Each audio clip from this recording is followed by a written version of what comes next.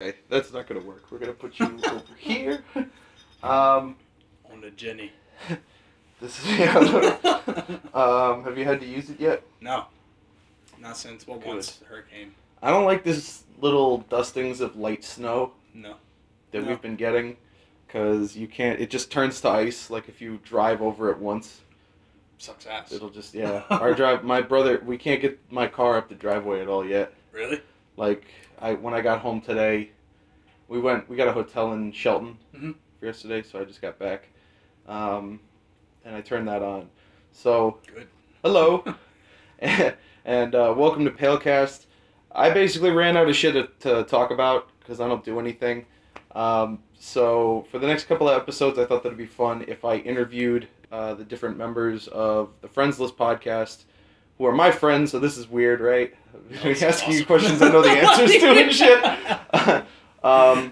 But I am Case, aka Whitey D, and Pat is with me. You volunteered to go first. I did. Yeah.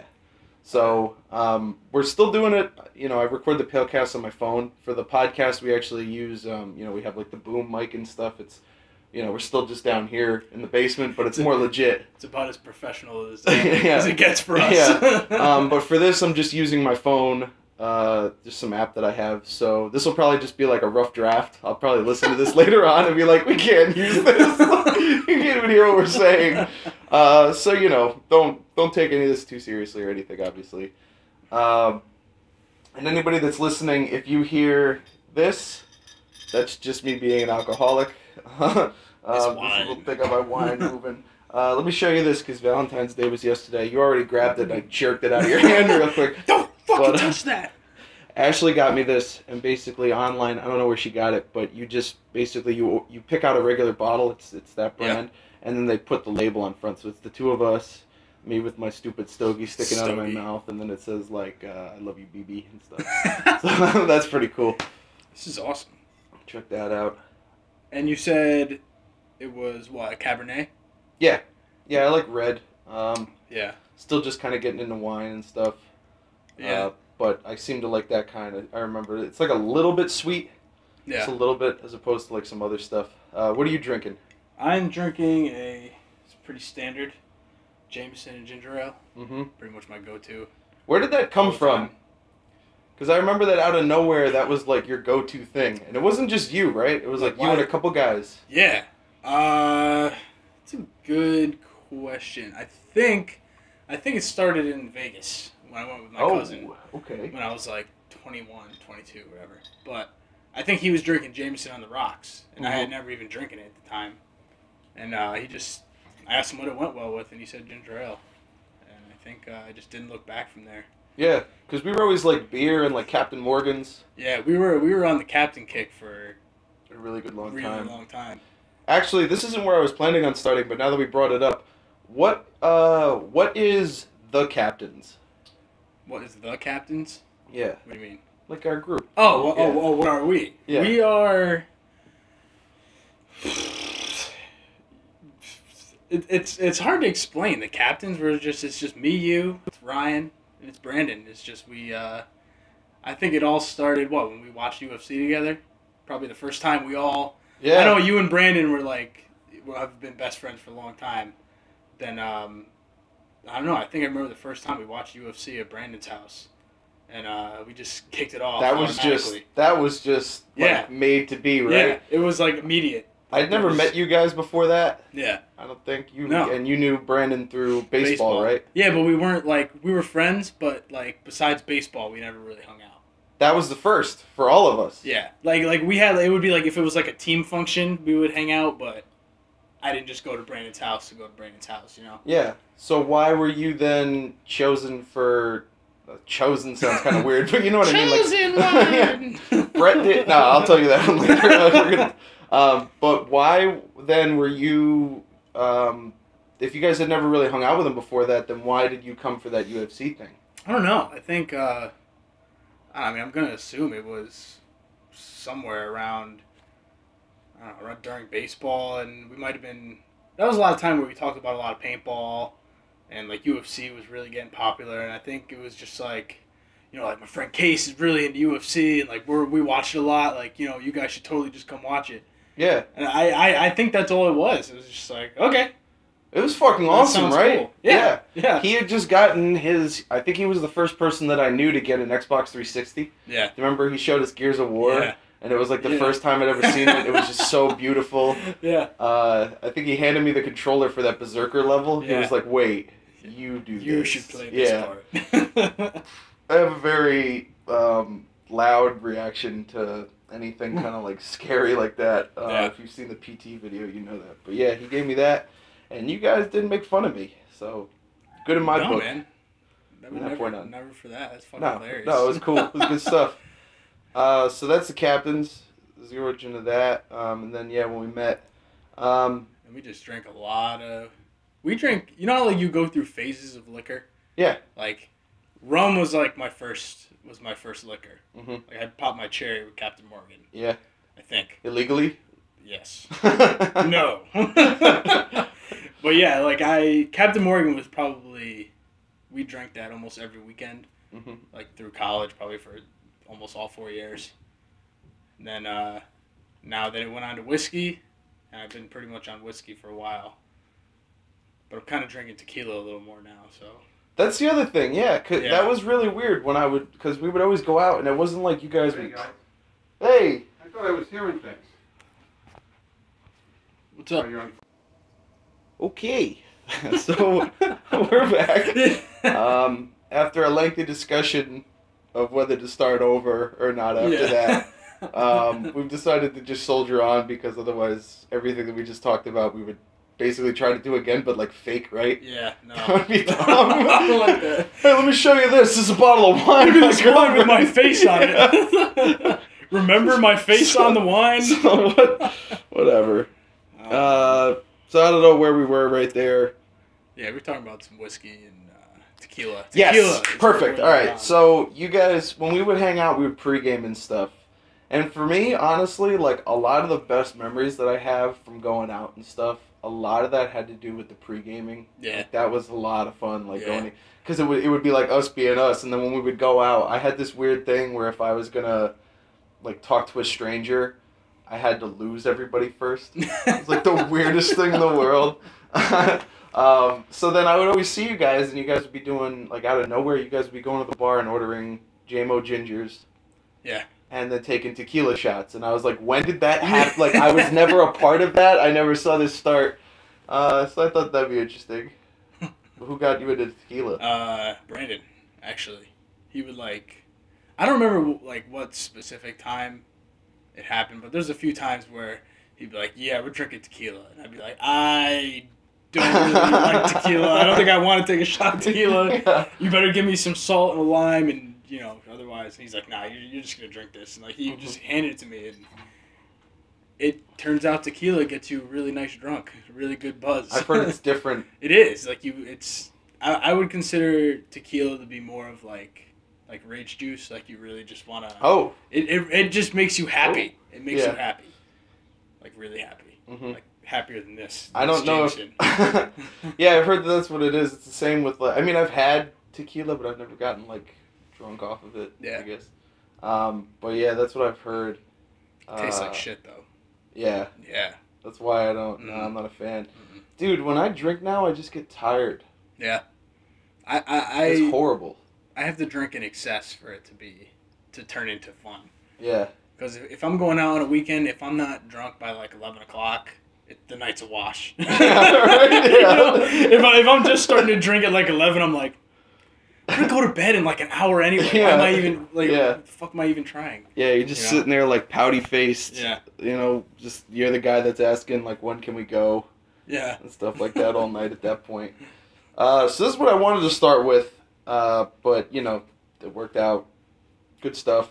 Do you have, just really briefly, can we just go over your favorites in things like video games, movies, and even like a TV show? I mean, if I was to have to choose one of those things, do movie last, because I got to think about movie while I do the other things. Okay. What did you say, video game and TV show? Yeah. Video game, Always been a Zelda fan. Always been a huge Zelda fan. Probably my favorite one would probably be A Link to the Past from the Super Nintendo. Okay. Did you play that one? No. You didn't play much Zelda in general, right? Not really. I don't think I've ever, to be completely honest, and like a lot of people groan when I say this, but I don't know if I've ever beaten Ocarina of Time on my own. Really? I know I've beaten it. I know that my copy isn't beaten, but I don't know. I had a friend across the street that used to come over and we would like kind of take turns. Yeah. And then I cannot for the life of me remember that fourth temple in Majora's Mask where you get the Giant's Mask at the end. I don't remember any parts of that like at all, so I don't think I've ever beaten it. I never beat Majora's Mask. That's the only console Zelda that I haven't beaten. Uh-huh. Why is that? I don't know. I think it. I don't know if it was too hard for me when I was young. I don't even remember playing it. Yeah. You know, like I feel like I tried for a little bit, and the time concept may have just gone over my head, and I was confused by it. Mm-hmm. But I mean, yeah, because I don't think I ever beat that game. But what was your favorite? Things. Link to the Past? Yeah. Okay. Yeah. That was like the first one where it was not the first one they showed the over the head view, but it was the first one with like, you know, like it's like this open world area, you know, like the 7 temples, like they really like showed Ganon, first like real colored version of it, and it was great. See, because for me, I can't even begin to I don't know how to say this. I can't picture picking a handheld game as my favorite game of all time. Like, for me, that thing's got to have online multiplayer. Oh, really? You know what I mean? Yeah. Like, well, that's a more modern. Because at the time, this was a console game. Yeah. You know? Now it's a handheld. But it was a console game back in the day. But you played it? Both times. Oh. I played it as a handheld and for SNES when I was little. However young I had to be for that. Yeah. I don't even know. But yeah. It's pretty cool. We're gonna, after this, I'm gonna ask you your gaming history. Okay. Just with, like, big titles, you know, and kind of on, like, a timetable thing. But do you have a favorite movie or a favorite television show? My favorite TV show, probably going to take the popular opinion, say Breaking Bad. It's probably my favorite TV show that I've actually... Because I haven't watched that many shows all the way through. Yeah. And, like, Breaking Bad was awesome. And close second and third being... True Detective, I liked a lot. Great show. And Fargo is awesome, and Justified are great shows for me. I just saw that Patton Oswalt, I guess, is doing a side character in that. Constable Bob. Really? He's got like a weird like neck beard thing going on. Yep. As I said that, I kind of like stroked the area that a neckbeard would encompass, and I have one, so this has to go away. I gotta take care of that. Yeah, I'm really upset that I haven't found a way to watch that show from the beginning. I think I talked to Sean about something for that, but yeah, you could get we'll Tybo's FX information. Watch it online. Oh, he's the best. Dude, he's got it all. He's got man. everything. Yeah, he's got it all. I'm surprised that you didn't mention Dragon Ball Z at all.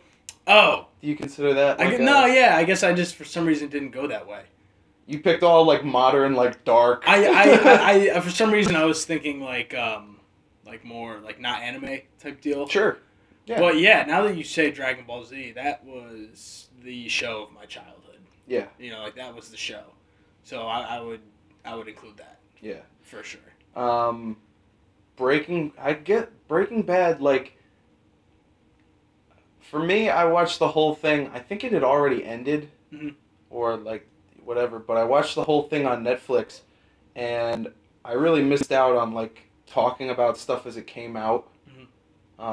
If that makes sense, like I know what you're saying. This week's episode, whatever. So even though I didn't get that of like just coming, oh my God, did you see? Like, I still would say that that's my favorite modern show. Yeah. And one of the few that I've watched beginning to end. I know for a long time my favorite show was Sunny. I'm acting like you asked me the question back. Yeah, that's cool. Yeah. For a long time, remember, I would even like drive up by you guys to watch Sunny on Thursday nights. Yep. I remember that. That was amazing. And then, but yeah, the level of fanatical love I had for Dragon Ball Z as a kid and even as an adult, with him being like my favorite characters and stuff that really stuck. You know, I was just surprised that you didn't mention it, but then you did. I was too. As soon as you said it, I was like, oh, wow, I really was just sticking to real people instead of Goku, Yeah. Gohan, and Frieza, and Cell, and Gohan, and Vegeta. I said Gohan twice. And then I guess movie is going to be a difficult one for you. Yeah.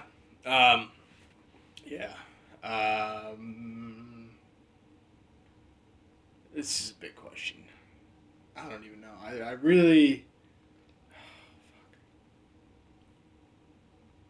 I don't know if I could answer my favorite movie. I mean, Okay. I'm a big fan of, you know, like I'm a big Saving Private Ryan guy. I love Goodfellas. I'm trying to think of something that like I've watched like 100 times and I just love it every single time. You ever see Tombstone? Yeah. That's one of my favorite movies. I think just because Doc Holliday. Yeah, I love that. He's the man. With the little shot Yeah. Yeah. What's yours? I may have Favorite the answer movie? to this question, but I'm not sure. As far as one that I've probably watched the most, like, I have seen Black Hawk Down. Yeah. Just so many fucking times. And the best thing is, like, FX airs it all the time, and Yeah. Netflix has it, and so I've never even had to own it or anything. Yeah. But I've seen that one, like, a lot. I mean, I could do a quick top 5, but basically it's probably between, like, that and Saving Private Ryan is more of, like, a work of art. If that, like, did you hear Mark Maron interview Paul Thomas Anderson? No. Oh. He said that when he thinks of a work of genius in filmmaking, it's something that you can come back to again and again and get something else from it every time. You're not going to get that with Black Hawk Down because it's just people getting shot. Yeah. I mean, that one is based on, you know, an actual story, and I read the book, you know, I read the book a lot of times too. That's probably the book I've read most than anything else. But Saving Private Ryan is the one where you come back to it, and I get more and more out of that one. More recently, the story, not just the part when the medic gets shot. Yeah. Because I always, watching that part where he dies was like one of the creepiest things I've ever seen. Mm-hmm. At first, because it was kind of like just like the life fading from him. Yeah. That was really strange. But there's a part that I noticed the last time I watched it, which is when they're kind of camping out for the night in a church, Mm-hmm. and what's his name? What's the medic's name? Oh, I don't know. Anyway, he's copying down Caparzo's death letter. Yeah. And he's handwriting it over again. And because it's like a lull in the movie, I guess I would kind of like subconsciously tune out a little bit. But I actually really listened to that story of him sleeping when his mom comes home, right? Yeah. Exactly that. Yeah. And I thought back to when I was a kid. My dad, for a long time, was driving a limo at nights, and I didn't see him a lot. And I remember waking up when he would come home certain times, just because he would talk to my mom, and he'd be up. And I remember them opening up the door, and I don't know whether it was just because I was tired or what, but just pretending to be asleep. And that part of him, you know, and then when he gets shot, obviously he's calling out to her. Yeah. You know, it's a very small part, but it doesn't lose its touch. No part of Saving Private Ryan really goes down. So that would be for me. Do you have a definite answer? No. It's a tough question. It's so hard for me to think about. Mm-hmm. Like, oh man, no, I don't. All right, that's I fine. honestly can't even think of something definitive. I guess here, let me write this down for the rest. You can pass on one. All right. So one of the things that you guys, you know, we just talked about when we first met, and one of the things that I remember learning from you guys is, I think for whatever reason, when we saw Knocked Up, mm-hmm. that was when I started to appreciate the process of making movies, and not even just having like a certain actor in it, but like, you know, that was this like Judd Apatow era where he made like all those movies. He had something to do with it, and you had kind of the same actors in all of them. Yeah. You know, you would pop one guy in or out, but it was like Seth Rogen, Paul Rudd, you know, all these guys. Yeah. And you guys kind of like explained to me that there was this guy, Judd Apatow, that was a producer, and because of that name, he's not directing it, he's not acting in it, but because of him having something to do with that movie, you know what to expect. Yeah. And I'd never, before that, you know, I was just a kid, and I never realized that, like, you know, we were just talking about Saving Private Ryan, so if you're talking about, like, Spielberg, he's made all, like, none of those movies are similar. Mm-hmm. He made, like, Saving Private Ryan, E.T., I thought I was going to have a lot more. Anything else? Indiana Jones. Yeah, Indiana Jones, fucking Forrest Gump. All this stuff.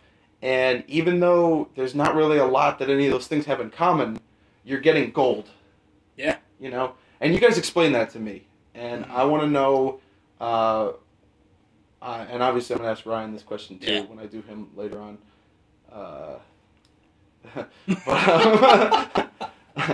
But when did you get turned on to that kind of stuff? To like following someone's work, you mean? Yeah, and really just not just, hey, I saw a trailer for this, do you want to go see it? Like really, you know, really getting me into reviews and like you guys know so many actors' names that I will never be able to understand and like but you guys definitely switched me onto that. Do you have like a relative or a friend that kind of got you into that? No. I know Sean is the same way. Yeah. I mean, it was something that me and Sean have always done growing up. We've always liked to talk about movies, you know, different kinds of movies. And once you find like some material that really like it hits you, you know, like my immediate instinct is to go see what else this person has made and to watch it. You know, pretty much see everything. Like, what was it? For example, the hell's his name? Who's the guy that did? He's this new person. I'm trying to watch anything he does. He did In Bruges and Seven Psychopaths. Brian McDonough, I want to say is his name. Yeah, you know it better than me. I think that's his name. But yeah, like it's like. But before I watched In Bruges because you recommended it to me. But after I had seen Seven Psychopaths, you know, not knowing anything about what this director was, and then being like, oh, he's got this other movie In Bruges. So, oh, I should watch that at some time. You know, and you kind of immediately get that recognition. I like to go back and see everything that they've made. And I don't know, it's just something that's always worked for me. I like to follow the same people's work. Like, you know, you talked about Judd Apatow. He, I forget, what was the first movie? 40-Year-Old Virgin was the first time I ever heard of him. I think that was his directorial debut. After that, he was just Freaks and Geeks. He was the writer. And, and like you kind of fall in love with that, the ability to take that raunchy humor, but combine it with like really heartfelt elements. Mm-hmm. And like you really didn't see that. At least for me, I didn't see that anywhere else as often. Like, how many times can you do like fart and pussy jokes in a movie and then actually have like this heartfelt story behind it at the same time, like about love or pregnancy, etc. And you know, his movies were really good. Mm-hmm. You know, I kind of felt like the last one or two have kind of dropped off a little more, but what would be the last two? Funny People with Sandler. That was a long time ago. Yeah, and This Is 40, I think he directed. Oh. Yeah, don't quote me on this. I don't know what I think he's only got 4. I think he's got This Is 40, Funny People, Knocked Up, and 40-Year-Old Virgin are like his directed movies. Everything else that... Directed, but he still had something to do with like role models and... Yeah, he was a producer. Yeah, and Superbad. Yeah. Okay. Yeah. His name was definitely attached to all those things, but... Mm-hmm. You know, he was probably a lot of the reason a lot of those actors flourished into what they are now, you know? Yeah. Just think about it. Every single one of those guys is like a big name now. Oh, definitely, yeah. You know? So, that's... I would say it's just always been just like a passion for me to look into that stuff. Yeah. You know? I don't know. I don't even know what to call myself because for a while, like when I first started listening to Doug Loves Movies, before that, I really thought that I was a film buff. Mm-hmm. And then I realized I haven't seen nearly enough stuff. I will refuse to watch something if I think that it's, shitty. I really don't see that many movies, and it takes like a big recommendation and stuff for me to see stuff. It's more like I can just remember quotes. Yeah. I kind of have a photographic memory for that kind of stuff, but I am nowhere in any concept of the term a film buff. Would you consider yourself to be one? In more modern movies, yeah. But the same thing as you, I have not seen nearly enough material to really call myself a film buff because, there's so many movies I hear about people talking about, whether it be a podcast or just in walking. It's if I don't know what it is, typically if it's like before the 80s, that's when I really drop off. The 80s, it's kind of like, I know some movies. Yeah. But it's mostly like 90s and up is what I'm more of a film buff on.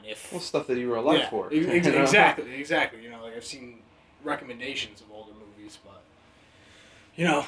but I feel like, you don't have to focus on, like a lot of people, that's why a lot of people are really sick of like the Academy Awards and like the thinking that goes behind it. They think it's such like an old school, like an old school feeling about movies. Uh-huh. Like why are these movies that are now, these modern movies that are like artistic and, we'll say science fiction in general, like you don't see sci-fi movies ever really get like nominated or appreciated for that kind of stuff. You ever notice that?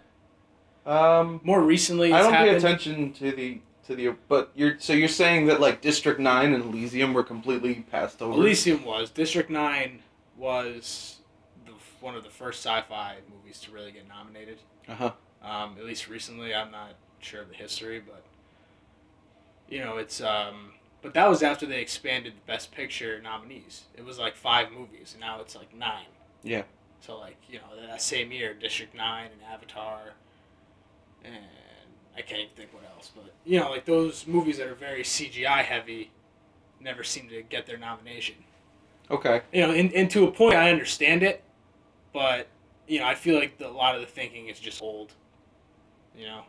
And you typically follow things like the Academy Awards. Yeah, and I usually try to watch all the Best Picture nominees before the show, so I can make. Oh, I didn't mute my phone.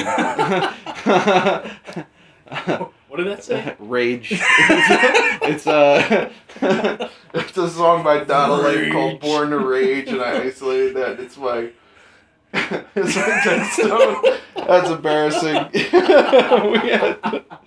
we had 2 random interruptions of this. Anyway, but out of those 3 categories, gaming, movies, and TV shows. Mm-hmm. Which would you say is your expertise? Assuming that you can, Yeah. I'm giving you the go-ahead to award that to yourself for one of them. I would probably gaming more than movies, just because movies is so broad. Okay. But movies is a close second.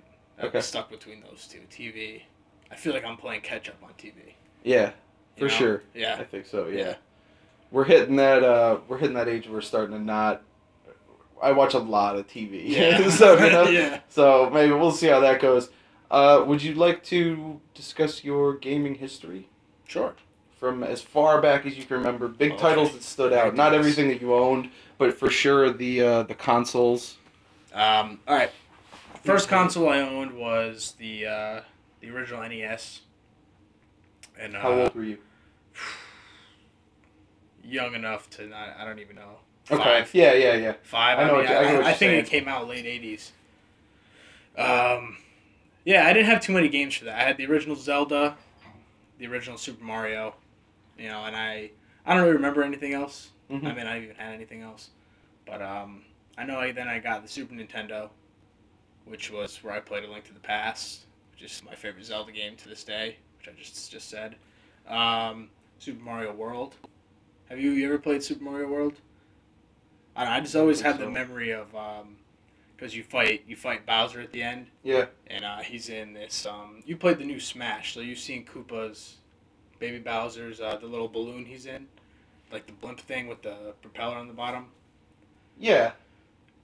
Yeah. You know what I'm talking about? Yeah. Well, like you fight Bowser in that thing at the end. I don't remember much about that game. You know, I remember Yoshi was first introduced in that game, and but the last level was like yeah, you're like on top of this castle in like a thunderstorm, and Bowser's like coming back and forth on you on this little blimp thing.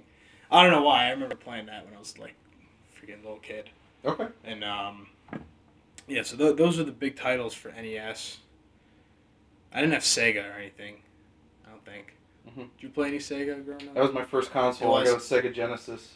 Yeah, Sonic. So was that the big game? Yeah, I had one cartridge that had like 50 smaller games on it. Okay. So there was one Sonic, I couldn't tell you what it was called. There was one thing like Streets of Fury or Streets of Rage, and you were like these two. I would play that with my little brother, and you were like, it was like that side scroller type of like fighting game, kind of like that. Yep. You know that Simpsons game that they used to have at the movie theater? Yeah. It was like that, where you could move in 3 dimensions, but it was like up and down would be left and right on a street. Yep. And you're just going through and you're just like beating the shit out of these thugs, and you would build up this power bar, and when you hit like the whatever the button combination was for it, this cop car would pull up like halfway down the road, and the guy would shoot like a rocket launcher out of the roof, and then it would come back to where you were, and everything on screen would die. Holy shit. Yeah, and you could pick up like broken bottles, and just, you know, like you just would press attack, and your guy would just go like, shing. Yeah, exactly. But that was one of the first things I really enjoyed. It's funny that you brought up that kind of game. I actually forgot one for Super Nintendo. They had a Ninja Turtles game called Turtles in Time. Nice. Which was the shit. Uh-huh. Like, me and Ryan would, we always rented that game back when you could actually rent video games. Yeah.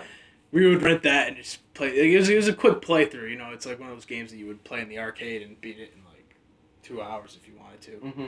And but yeah, that game was similar style, like left and right up the street. Yeah. And like, I feel like that was a pretty strong element in games towards that time. Sure. In terms of like representing 3D. Yeah. You know.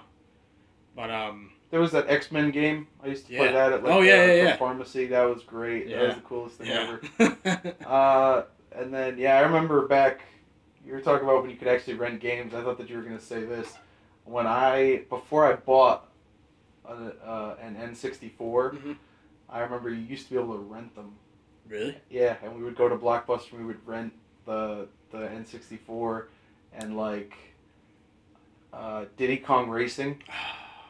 And Super Mario Kart and Super Mario 64 on that console, and have just enough time to do absolutely nothing in any of those games. Yeah. The console, and then have to go and take it back. But go ahead. Yeah, doing that is like that'd be like the cool thing to do. It's like, hey, my friends, we're having a sleepover. You'd be like, dude, I'm gonna bring N64 over. Yeah, fucking blow everybody's minds. Yeah, I got N64. Yeah. I didn't have any friends, so I don't know what at that time. But did you ever get on? Are you done with NES? Yeah. Are you want to go into N64 now? Oh yeah. That's did you guys? Were you like a GoldenEye? Yeah. Yeah. N64 is. I could argue that for still the best console ever made. Because I played so many games on that thing. It's like not even. Obviously, we have Zelda. We have Majora's Mask, Mario 64, Mario Kart 64, Diddy Kong Racing, Super Smash Brothers. Holy shit! Yeah. Donkey Kong 64, Banjo Kazooie. Oh my fucking Why can't I think of the name of that game? There's like some kind of like Star Fox Star Fox 64. You got Yoshi's Island. Yoshi's Story. Wait, did I just make something up? I think Yoshi's Island might have been a thing too, or that might have been a thing later. Because Yoshi's Story I know was 64. It's like the pop-up book, right? Yeah, that's Yoshi's Story. Okay. Yoshi's Island is definitely a thing though. That's too. Maybe that there's might no be way like that's new. not a thing. Yeah, that might be like a Game Boy type deal. That was the first time I'd ever heard. I had no idea that he was in. At that time when I first played that Yoshi's Story, I had no idea that was a thing where he was from like Mario? a sidekick. Yeah, no idea. Oh, okay. No idea whatsoever. I just That's knew funny. ground pound. Bring! just fucking chucking eggs and shit. Yeah. Do you remember there was that one level? Or did you play that game? Yoshi's Story? Yeah. Yeah. There was one part very early on where it was like you're coming down the road and there's like a fork in the road and there's like a guard that would go from like the bottom. There's only 2 narrow paths that snake out and you have to get by him, and it was like an elephant or something. And he would like stay at the bottom, and like if you went bottom, he would like block you there. Yep. And then if you went back to the beginning, he would go up to the top and like block you. And I still to this day I don't remember how I would eventually get by him. Do you have any idea what I'm talking about? I don't remember. Oh, all right. I don't remember. Like I remember, all I can remember about that game is throwing the eggs and that song that they sung whenever you beat a level. I don't even remember. It's like.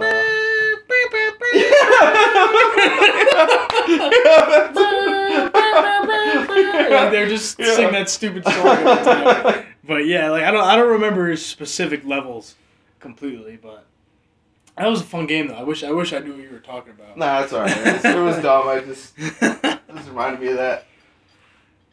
But yeah, N64 is just like countless games that I used to love playing that. Like all the wrestling games were fun in there. Like WCW versus NWO Revenge was a good one. I think I had that.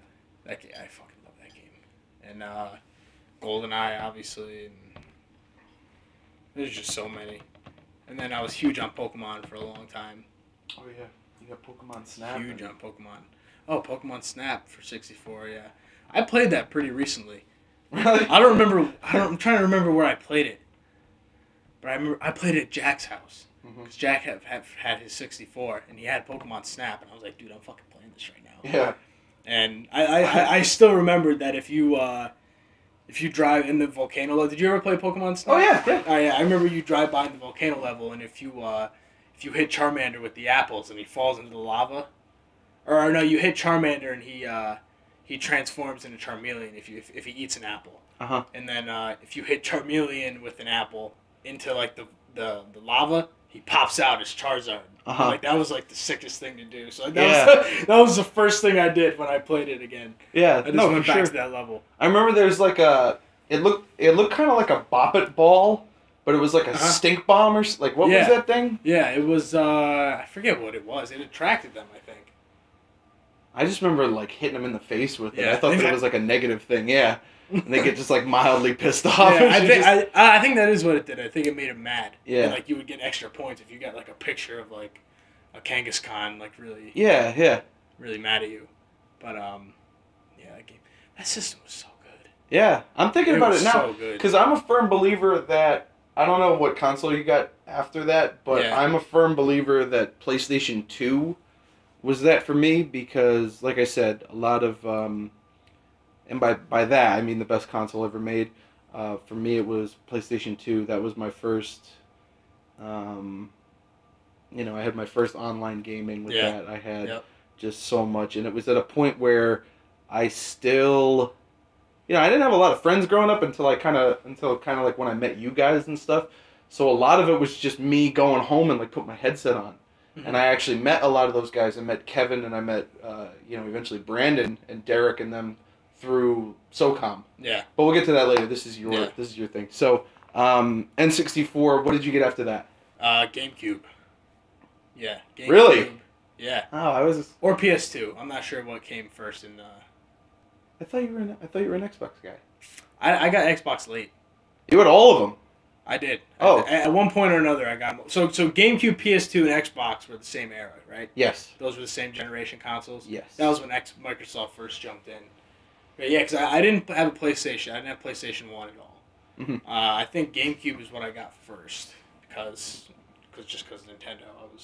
I was new to Sony at that point, you know, and GameCube was all about Wind Waker, Mario Kart Double Dash, which I still play, Smash, but like pretty much a lot of the next version of the N64 games that I love. Metroid Prime. I don't know if you ever played Metroid Prime.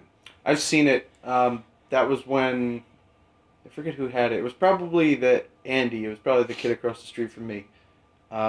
Showed me a bunch of stuff that I never really, I've only ever gotten one console from each generation. Yeah. I mean, unless you count, like, we got my dad a Wii so that he could do Wii bowling. Yeah. But, so I guess unless you count that. But, I saw a lot of different titles that I'd never heard of, and it was like, Metroid Prime, I think, was a big one because a lot of the Nintendo stuff, like I said, I thought that Yoshi was, like, his sidekick. Yeah. I didn't really know. I had an N64, but I didn't realize that this was, like, 2 generations in already. Yep. So it has, like, this storied past and stuff. And when I saw Metroid Prime, I was like, this game is beautiful. It looks cool. I like the idea of it. And then because of, like, following that game, I found out that, like, every game starts off with you having all this stuff and getting knocked down to 0. Yep. And then having to find all the shit that you already had. Yeah. And, turning into a ball is like a part of this thing. That pterodactyl monster is like a part of every game. Yeah. And, I had no idea of that. Yeah, like seeing that in 3D was like the sickest shit ever. Yeah. I remember playing that game and there's one level where it's like a rainforest. You move through different regions on this planet. Mm-hmm. And I thought it was the coolest thing, like when you would walk, like it was so humid. Like the steam would build up on the screen. Yeah. Because like your character's obviously wearing the helmet. Like Samus wears the helmet, and it's like, oh my god, she's wearing a helmet, and it's fogging up. Yeah. For some reason that just blew my mind when I was little. Oh sure. And like it was, I shouldn't even say when I was little. I wasn't even that little at that time, I guess. Yeah. But well, this is where around this time you got to think like X-Play. Yeah. Was big, and it was like gaming was like a thing. Like you could stop almost any kid and ask them what they play. I mean, I didn't because I was afraid of people. But you could stop almost anyone our age at the time. We were probably what GameCube between 10 and 13, somewhere in there. I was gonna guess somewhere around there. And you could ask anyone your age, and they would be on. A little boy would be a gamer. On some level. Yeah. But yeah, so. GameCube was awesome for me. Obviously, Wind Waker. Favorite GameCube title? Probably Wind Waker. Oh yeah, that's an easy. I don't even know why I asked. Probably Wind Waker. I should have known that. Yeah. I fucking love Wind Waker. That game is amazing. People hate it because it's cartoony. The graphics are cartoony, but screw those people because that game's awesome. It had the best combat system of any Zelda game at the time. Mm-hmm. And yeah, I probably played that game like 10 times over. And GameCube gave me my first taste of Metal Gear, too, which is kind of weird because that was a Sony, but because they came out with Metal Gear Solid Twin Snakes, which is the remake of the original for PlayStation 1. They released that on GameCube. Oh, okay. And that's where I first played Metal Gear. First Metal Gear on GameCube. So I think that's part of the reason why I ended up getting a PS2. Like a couple years down the road because I wanted to play Sons of Liberty. Okay. And eventually Snake Eater. And yes, then PS2 was next. And honestly, I don't remember that much that I played on PS2. Really? It was Metal Gear. I played SOCOM, but my family was really slow on like the internet and like picking up the internet speed and all that. So like we had fucking dial up, like for 5 years longer than anybody else had dial up. Oh, okay. And like so I didn't play anything online until I want to say either Xbox, the first Xbox when I got it, which was towards the end of its life. And or Xbox 360. May have been my first real online experience. Because I played SOCOM, but I played the campaign. That's it. Lackluster. Yeah. In my opinion. Yeah, exactly. Like it was cool to me to talk on the mic and be like just give like the the commands that they have when you play. Like I know exactly to just give the commands. Bravo! Move 2! Crosshair! I didn't get that, sir. That's exactly what it was. To the point where instead of saying it, I would just move and eventually figure out what it is. Fucking do it. Yeah. You fucking hear my voice, motherfuckers. But SOCOM 2, and then like, it makes me jealous that you guys had such an experience with SOCOM 2. It was the most pure, beautiful online experience ever. Like, I think you have a heart on right now. Are you okay? Yeah, it's going down my leg. Sliding up your thigh, the side pipe. I'm sorry. But yeah, that's like when you guys talk about that game, I'm like, I had that game. I was like, I had it. Yeah. It was in my hand. Like, I played that game, but I didn't play it. I played it, but I didn't play it. And I wish I was just friends with you guys a few years sooner to get in on that. Give me internet. Yeah. Yeah. Please. Listen. Hey. Hey. Do you remember your favorite PS2 title?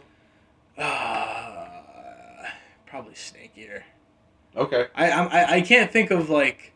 I'm trying to think like what were like really like major titles that I played. I mean, for me, throw some out there because I want to. The Jak and Daxter series. See, I didn't play those. I can't believe I didn't play those. Fucking amazing. It was so good. Jak 3 is probably the single player game that I've played the most. Yeah. Out of anything. Ratchet and Clank, I think one of those is up there too. Probably Ratchet Deadlocked, which wasn't like the best one, but that was the one that I played like a lot of that. Yeah. And then the SOCOM series.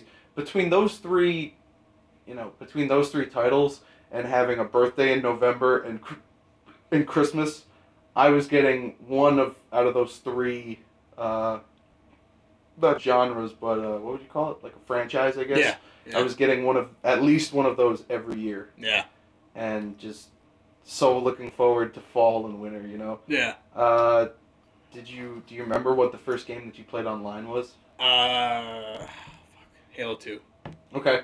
Halo 2. Still arguably my favorite Halo multiplayer game. Besides, I think Halo Reach may have jumped it up for me, but yeah. It's funny going back to like Jak and Daxter and Ratchet and Clank. It's funny that those were made by Naughty Dog. And like that has now been my favorite gaming company for however long, since Uncharted started. Yeah. You know, since I played those games and I was like, fucking Naughty Dog, man. Like every game is I remember reading something really interesting about them because I was on Reddit, like this was probably like a year ago, and they were talking about how it was like, yeah, Naughty Dog. So I was just looking at the timeline for Naughty Dog, and it's like Naughty Dog made games for a generation. And like, absolutely. And like, if I feel like we may have had this conversation before. I think I may have told you about it a long time ago, but like, because if you think about it, their first games were like Ratchet and Clank and Jak. You know, they were rated E. Well, that's Insomniac made Ratchet. Oh, they did? That wasn't Naughty Dog? Dog? Dog was Jak and Daxter. Oh, okay. Okay. Well, you know, they were pretty similar games, right? Yeah. No, dude, they even would have in Ratchet and Clank, there would be a billboard, which is the weirdest. This is the weirdest thing in the world, because you got to think these two titles should have been at each other's throats. Yeah. They're on the same console. They're both platformers with shooter elements. Like, they should have been at each other's throats. When you're playing Ratchet and Clank 2, and now I can't remember what the name was. It's not Up Your Arsenal. That was number 3. But anyway, when you're running around, there's a billboard with Jak and Daxter on it. Really? Like, these guys, I think they shared code. They shared but it was the weirdest thing. Like, I would like to go back and read about it more, but it was like, you know, for me, I loved both titles. Yeah. But you could very easily see how they could, you know, that you could get like just Jak people. Yeah. You know. Yeah. It's funny almost to think that they may have almost been more like family because of like the like kind of like this the Sony, like, you know, we're the Sony exclusives, you know, like we're the exclusives, you know, we got to stick together. Like, you almost feel like they had that conversation, you know. Yeah, I guess. Yeah. And it's funny to think about going back to how they made games for a generation. You know, they had Jak and Daxter, all those, you know, rated E games, kids of all ages. And then as that age group got older, they came out with Uncharted. It's a Oh. shooter, you know. There's no blood. It's fun. You know, it's not so violent. You know, we were probably, the first Uncharted came out, we were probably in high school, probably 18, 19. Yeah. You know, and then now they came out with Last of Us, which was like the most violent and, you know, Yeah, you can even like realistic game of them all. you can even take it one step further. Naughty Dog was Crash Bandicoot.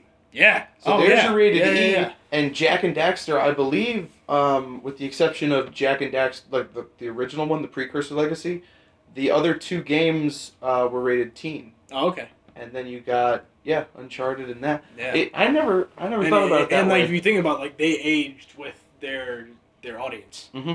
You know, it's kind of cool to think about. Brilliant. That like we were right in the meat of that. You Mm-hmm. know, for the most part. You know, we were probably towards the older side, but you know, we were pretty much right in the meat of it. Mm-hmm. And you know, that's still my favorite. That's my favorite gaming company. I'll play anything they come out with. Mm-hmm. You know, so that's why I'm excited for Uncharted 4. But When do you feel like, because now, I mean, we made it up to Xbox One, and then when you're getting into 360 and stuff, like 360 and now this generation of console. I mean, I know you had a PlayStation 3 yeah. also, so you had both of those, and now you have PlayStation 4. When do you feel like your childhood of gaming ended, if that makes any sense? Because now I feel like there's not really any... If a Jak and Daxter game, for example, because we've been talking about that, if like Jak 3 had come out and they had given it like a 5 out of 10, I still would have gotten it. Okay. Just because you had history. I was just into it, and like I would, you know, it was a birthday kind of a thing. But now it just seems like all the games that I buy, I mean, I just bought Inquisition, but before that on 360, if you go and you look at my 360 collection, and now I have a handful of games for PS4, they're like the titles that everybody has. Yeah. Like if I talk to somebody and they're going to lend me a game, I oftentimes don't have anything to offer back because I just have multiplayer shooters. So I kind of feel like somewhere in that transition of PS2 to 360, and I might be overthinking this a little bit, but I feel like a part of like me being really devoted to certain titles just dropped. Yeah. And I was just getting something to play with you guys. Okay. I know what you're saying. If we're going that route, considering my childhood was, for the most part, Nintendo. Yeah. I would say after GameCube was when I kind of moved on from that, because I got a Wii, but the only game I really played, Zelda was the one that always stayed with me. You know, I always played that, but I didn't play really any Metroid games after that. I didn't play the Super Mario Galaxy games. By that point, I was more converting to Sony, I would say, towards that point, because like after I had gotten a Wii, I played, you know, it was Wii and 360 at the time. I got a PS3, again, towards the later stage of PlayStation. I think I got my PS3 when Uncharted 2 came out. Okay. And that was the first game I played for PS3. And I would say like towards that time when, you know, Halo 2 was playable on 360, wasn't it? Or was it not? I don't know. I don't know. But probably towards like the early Call of Duty stages for console is when I didn't care so much about playing every Metroid title, every Mario title, you know, every Smash title. But I played every Smash title, but you know, I would say somewhere around then when shooters really became prominent. You know, because like that's what it was. Like online gaming exploded. You know, and like it's like, oh my god, I could play this with my friends. Play fucking Modern Warfare. Yeah. It's like the best shooter ever in my opinion. Times still. on there. And I would say somewhere around there. Okay. Around Xbox 360 time. All right. Yeah. We're going on. Are you satisfied with your gaming history I think so. so far? Because There's, then after that, it's, you know, modern titles we've probably talked about the stuff that we've been buying on the new consoles and even on the last ones. Do you have, this sounds kind of vain asking you in an interview style something about me, but do you have a favorite Whitey D story? Favorite Whitey D story? I'm a huge fan of the time we watched Saving Private Ryan at Brandon's house. And when Tom Hanks' character got killed by the German. And you were so convinced that it was the same guy that stabbed in the upstairs. You were so convinced. And I remember you and Brandon had shared a bottle of Captain Morgan and were just hammered drunk. And you guys were just relentless. Like it's the same guy. It's gotta be the same. It makes perfect sense to the movie. It's gotta be the same guy. And oh, dude, that shit was just so funny. That and I know we talked about this pretty recently, but the time when we were on spring break in Panama City when we didn't know where you were for like an hour at the bar. Go from the bottom up. Go ahead from the. All right, so we were. I forget which bar this was. Oh yeah, this is the bar. Oh, this place was fucked up. Yeah. I got peed on that night. Yeah, so we're at this bar, spring break, Panama City, Florida. It's a shit show of a week, pretty much the whole time, and go to this bar, Hammerhead Fred's or something. Hanks, Fred, whatever, it doesn't matter. And Hammerhead Tom Hanks. He's there like every once in a while. Like, it's just Tom Hanks on the billboard just holding a glass with like a Hammerhead. It's like the weirdest restaurant. What the fuck kind of bar is this? But yeah, whatever. They play a lot of live music. A lot of fun stuff, and everybody. It typically happens in a crowd like that when alcohol's involved. Everybody gets split up. I was with my girlfriend at the time. We were with like 3 of our other group. There was 3 people over here, 3 people over here, but no one seemed to know where Case was. And Case had pre-gamed harder than any of us, I think, that night. That was bad. Yeah. I remember you really drunk. We were going, and you were saying, "Yeah, where's the DJ? Yeah. Where's the DJ?" Hey, I can fill in this part for you. So basically, I don't know if you've ever had this problem, but I had a handle of Pinnacle. Yeah. And it looked like there was maybe like 3 inches in the bottom of the bottle. Mm-hmm. And I was like, okay, well, I'll just finish this before we go. And when I poured it into the glass, that little bit turned into like a water glass, you know what I mean? Yeah. It was 80% full. Yeah. And I poured a little bit of like Amp mm-hmm. or some kind of like Code Red or something on top. And as I drank it, I kept putting a little bit more. And at the time, one of my favorite songs to this day, Benny Benassi's Beautiful People, I must have been so annoying because I just kept making us listen to that song the whole trip. But we played it like 3 times every time that we were pre-gaming because I would forget that I had already done it and be like, do it again! And I just remember the 3rd time we put it on, I was sitting at that bar and I heard it and it was like my favorite song and all my brain waves were like getting perfect to like go out and I just turned around and I just remember screaming like, I fucking love all of you! You're all beautiful people! and like that was going there, Alright, so continue. Yeah. Alright, so nobody knows where Whitey is at this point. So we're dancing, we're doing whatever. I'm dancing with my girlfriend. I feel a warm liquid on my leg. I still didn't see the guy because I'm not a confrontational person, but I'm pretty sure, like any normal person, I probably would have freaked out and kicked his ass or got into a fight or something. Yeah. But I got peed on. Some dude, someone had told me that he was walking through the crowd with his dick out, peeing on people. Some young black guy. So, that was kind of like, well, that just fucking sucks. But, I was like, whatever. He should have been arrested or I don't something. care. Yeah, but then come to find out, our other friend Will had got into a fight and gotten punched in the face and got thrown out of the bar. And then one of our other friends' little brother, who was underage, got caught with his fake ID, also got thrown out of the bar. So we're like, all right, maybe we should go. But where's Whitey? We don't know where Whitey is. So it's like, okay, well, let's let's go find them. So we search like this is a big place. We search a couple of these areas. Granted, I'm not hard to find. Exactly. I'm 6'5". Exactly. Like, yeah. And it's a good thing that you were because Yeah. when the time came to find you, like when we found the room that you were in, it was easy.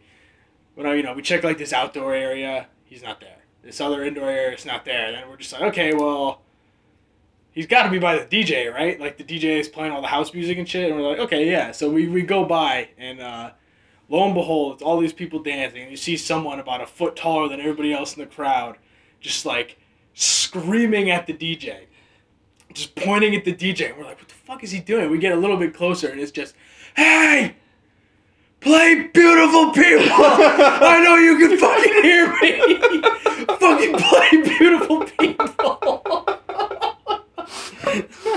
And like the DJ was not looking at you at all. He's not even looking at you. I know he heard you though. Like he definitely heard you, but he's like, this fucking guy is screaming at me to play from Beautiful his face. People. Like there's no way he did. And, oh my god, that was yeah, then we got him and we left and that was pretty much it. But that'll be one of my memories of, especially from that trip. Like of a lot of great things that happened on that trip, that's one of the best. That was hilarious. Do you mind if I say, because I got another one if you don't want me to, but do you mind if I say Blumpkate? No. You don't care? Mind. Okay. I don't mind. All right, so this would be mine for you. All right, and we'll close with this. Okay. So you satisfied with everything that's happened so far? There's one more thing that I think we should talk about. All right, perfect. That's fine. Okay, so it was your 20th birthday up at QU, and I had consistently been visiting. Yep. All right, and I knew a lot of, like, especially like your roommates. I knew a lot of them. But it seemed like every year you would, let's say you hung out with like 4 different large groups of people. Yeah. And you were like you were the center of all of this, okay? It seemed like every year you would drop one entirely and pick up 1 or 2 more, you know? Yeah, yeah. And so there were a lot of people that, I'm at this party for your birthday, yeah. And there were a lot of people there that I just flat out did not recognize. Mm-hmm. I have no idea who any of these people are. I didn't either. Especially that night. Yeah, right. There's a lot of people there. So we're hanging out. I don't really remember a lot before or a lot after this, but I remember, we're in there, big common room filled with things, 4 bedrooms with 2, people living in each one, and then your bathroom. Okay, so there's a big party going on in the common room. I get a little shy because I don't really recognize anyone, or I couldn't talk to anybody or whatever. So I'm like, okay, I'm gonna find you guys. And I remember somebody saying that Pat was doing something in his room and the door was locked. I was like, all right, we'll leave that be. Or no, Ryan. Yeah, Did I say Pat? Yeah, yeah. I meant Ryan. Your brother Ryan was in the bedroom with the, and I'm like looking for you, and I go, I give up and I go to the bathroom. And I go in there and there's one stall is clearly labeled pee, and one stall is clearly labeled poop. All right, and I go in and I'm using. Was there a urinal also? I don't think so. All right, so I'm using the pee stall, and I notice under the door for the locked poop stall, a girl's legs. It was like she had like a skirt on or something. A girl's legs facing the toilet on her knees. And I was like, this girl is puking her brains out right now. And as I'm like washing my hands, I'm like, are you okay? Are you okay? And there was like a long pause. And then your voice comes out of the poop stall and just goes, yeah, go away.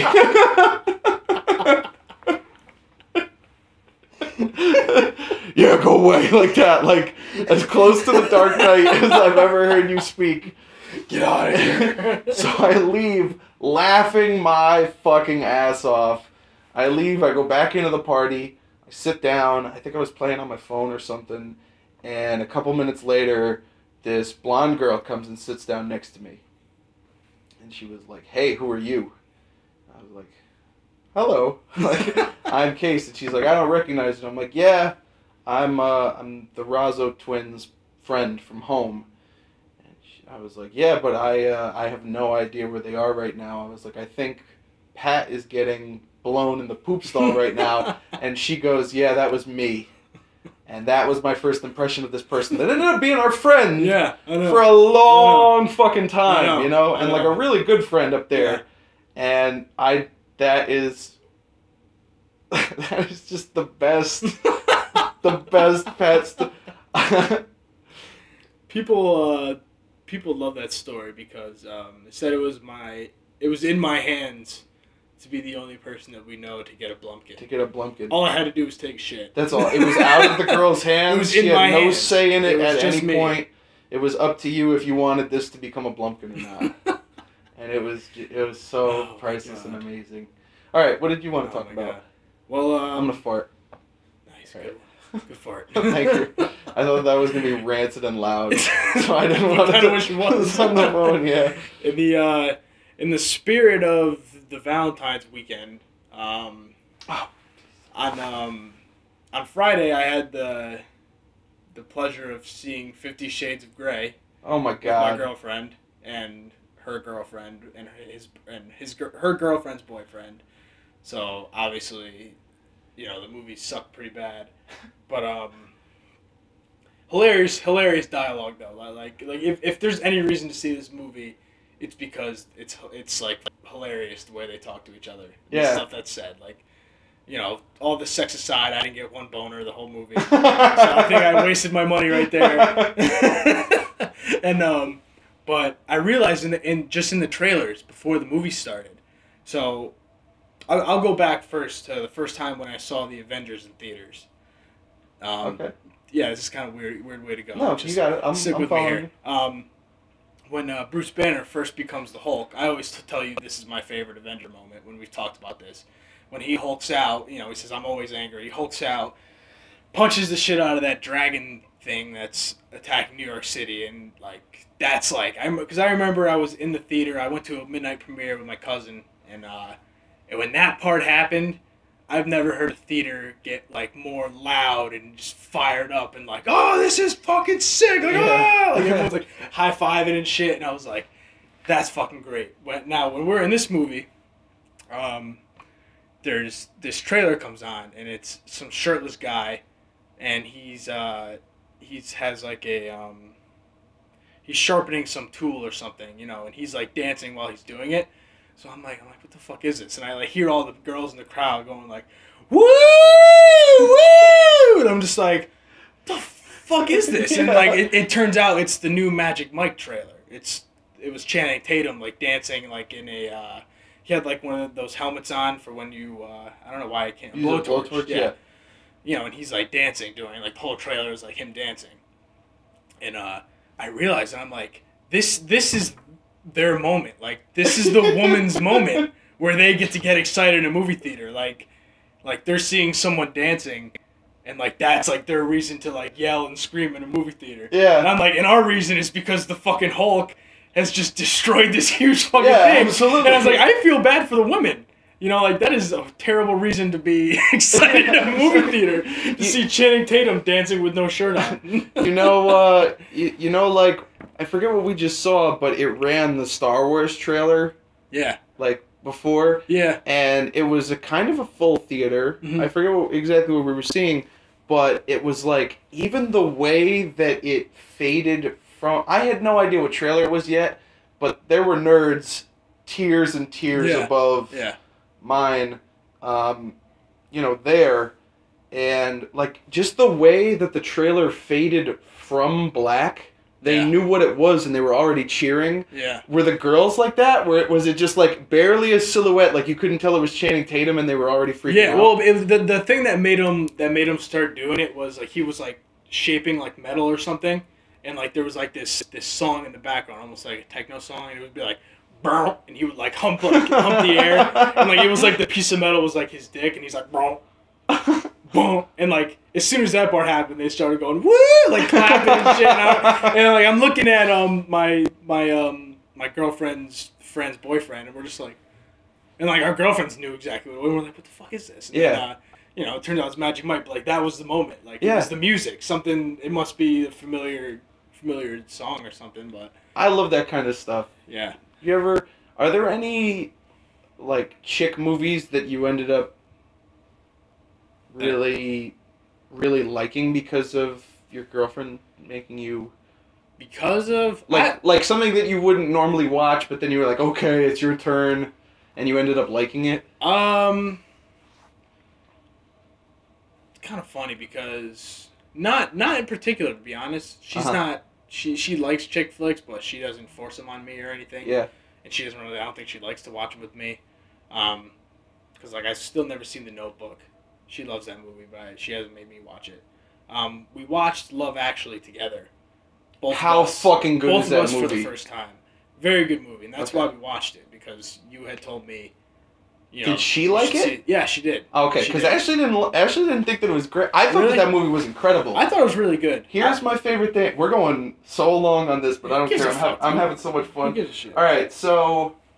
Did I cut you off? Were you in the middle of the No, go for it. So, it's got 10 different stories. Yeah. And the ones that you expect to be... Because you can kind of tell where they're going, you know?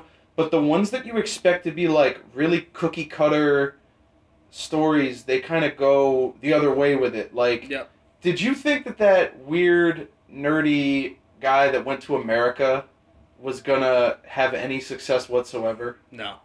Yeah. Exactly. No. I was like, all right, what does he think? He said he's going to go to America and he's going to... I figured he was going to find a prostitute or something. And it was like, it was clearly fake. Yeah. Like, four of the hottest girls ever just invite him into his house. And they're like, oh, we don't have any car, But it's like, at every turn, you could not predict what was going to happen. Yeah. Yeah. Yeah. So. And the thing about that movie that was kind of weird, like, you want, like, there's one part, the guy from Walking Dead. Yeah. His character. It was kind of... Did you feel kind of weird rooting for him? Yeah, I did. Because... Keira Knightley is not a likable character. No, exactly. Because like, you want to, like... The movie makes you want to follow, like, these... Like, want to pull for these people. But in his case, I was like... He's kind of... he's kind of double-crossing his friend. Absolutely. And she's double-crossing her husband. Yep. Going behind his back. So that's the only portion of the movie I was kind of like... All right, I get it. It's like true love. Love has no bounds type deal. Which was cool. But my favorite story was Liam Neeson and his his stepson? Yeah. And his stepson. That was my favorite story of the whole thing, because it was both of them. I love the scene of him running through the airport at the end. I think that was really funny, and the way they talked to each other, like he had no filter. He would say, like, we're fucked and stuff, like, in front of, like, this little kid. Yeah. My girlfriend really did not want things to work out for that little boy, because he said that he likes some little, like, American girl, right? Yeah. He said that she butchered that, what's her name? What song does she sing at the end? She sings All I Want for Christmas Is You by Mariah Carey. Yeah. And she said that little girl was butchering, like she's like, that's a sin, so she didn't want that to work out. I think my favorite story, again, going with unpredictable, and this one was, it felt real, was the wife getting all excited to get the present from Alan Rickman. Oh, yeah. And then he gives her that. Yeah. I don't know what that woman's name is, but sad she's in too. Stranger Than Fiction. Yeah. And she is probably my favorite female actress. And of course I don't know her name because I'm a hypocrite. Yeah. But that, can't recommend that one enough. Yeah, I mean... I'm glad Kate liked it too. Yeah, she did. And, like, that same actress, the way she conveyed, like, in her mind, knowing what her present was going to be, this necklace, and then when it wasn't, just knowing that necklace was someone for else, like, her face of joy to her sadness after that was, like... It was brutal. Yeah. Yeah, and then not breaking down in front of the kids. Yeah. That's crazy. That was a good movie. And raw. I even liked, I always want to say Jude Law. What's that dude's name? He was the prime minister in that movie. I don't know. We'll call him Jude Law. We'll say it's Jude Law. Jude Law. I think he serves the same purpose as that other guy. He's like an older Jude Law, Yeah. But I liked when he rubbed it in Billy Bob Thornton's face. Yeah. That was pretty fucking cool. Cannot say enough. Anyway, the reason where my question came from, of did you ever see a chick flick that you actually ended up liking, was she made me watch Grease. Okay. Which I agreed to, because not only is that one of my mom's favorite movies, but it's not just a chick flick. Like, that is like Titanic. Like, that's one of those, it's a work of art. Yeah. You know? And I feel like everybody should see Grease. Even whether or not you like it, that was a huge part of American culture and things, and I think you should see it. But I had a funny realization about, she made me watch Mean Girls. Mean Girls and Gangs of New York have the same plot. Okay? Now, give or take, there's no murders in Mean Girls. I don't think anything like that. I don't know what Don Cheadle does in his spare time. Be careful. When he gets that beater on. yeah, the broken wrist and shit. But both of those are about someone infiltrating, they have their own reasons for each one of these things, but they infiltrate an evil organization with the intent of taking it down, and they get too deep, and at one point they're fully integrated. And then the crisis of the movie is them realizing this and then enacting the plan to take it down. Finding a way to get out. They're the same movie. You're blowing my mind right now. Yeah, it's fucking crazy. But Mean Girls is a good movie. Yeah, no, that's I've a good seen one. I've yeah, seen it. Tina like Fey is an amazing writer, good actress. It's not Don Cheadle. That was Tim Meadows. Oh my God, you're right. Yeah, you racist. Oh fuck. It's like everybody's Jackie Chan. Yeah. But he crushes. He crushes in that movie. He's hilarious in it. He has a very Don Cheadle vibe to him. They look very, very similar. Yeah. Have you seen? Were you done with that? Yeah. Part? Yeah. Okay. Go ahead. Have you seen Crazy Stupid Love? Is that the Paul Thomas Anderson? No. This is with Steve Carell, Ryan Gosling, Emma Stone, Julianne Moore. No, I haven't seen it. Watch it. Okay. You should watch that. Is that on Netflix? I don't know. Maybe. Okay. But it's a very good movie. Hilarious. And it has a really good story as well. I can tell you what it's about if you want, but... Yeah, go ahead. It's, We'll end with this. Alright, it's, Steve Carell's character is married to Julianne Moore. Whatever, he gets cheated on. Yada, yada, It's pretty much about, like, his marriage breaking up. And then, Ryan Gosling is, like, this single-player guy who pretty much finds him at a bar and says, you know what, I'm gonna bring you back. I'm gonna help you get more women than you've ever wanted in your life. And loosely, with that being told, you should watch it because it turns from that to a bunch of other things and a couple stories. I'm glad that you're saying this to me now because I feel like that's one of those things that they've made a billion times. Mm-hmm. It's practically I'll put the earpiece and I'll tell you what to say on the date. Yeah. I think I saw the beginning of this one time, but I'm glad that you're recommending it, and I will check it out. It is a very based on your very funny recommendation. movie. It's a perfect blend of like romance, chick flick, but it has like very funny comedy elements to it, and I think it's probably my favorite. If you would call it a romantic comedy, it's probably my favorite one. Okay. Great movie. You should watch that. All right. Awesome. We'll do. All right. So, hour and blank long PALECAST. Sitting down with Pat, frequent member of the Friends List. Yes, sir. Pretty much one of the founding members. Yeah, all that. We gave out a lot of recommendations, a lot of backstory, lots of things for you guys to check out. And now, hopefully, you know why you should respect his opinion. Yes. I You're hope so. You're not just some guy, right? Yeah.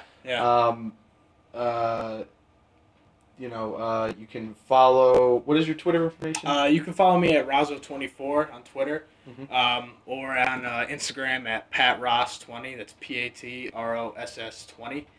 You could also hear me on YouTube in the Friendslist Podcast. We're youtube.com/the Friendlist Network. We just recorded episode 22. 22, yeah. Recorded Eager to hear episode it. 22. That'll be going up tonight. And it's Sunday, so it'll be going up Sunday night. And, you guys should check it out. I think it's a good one. Excellent. And I'm Case. You can follow me on Twitter at WhiteDudeDown. Please check out the Friends List. Please continue listening to PALECAST. Let me know what you think. Always open to not necessarily suggestions, but I would like to hear how dumb I sound. And thank you all for listening. Goodbye. Later.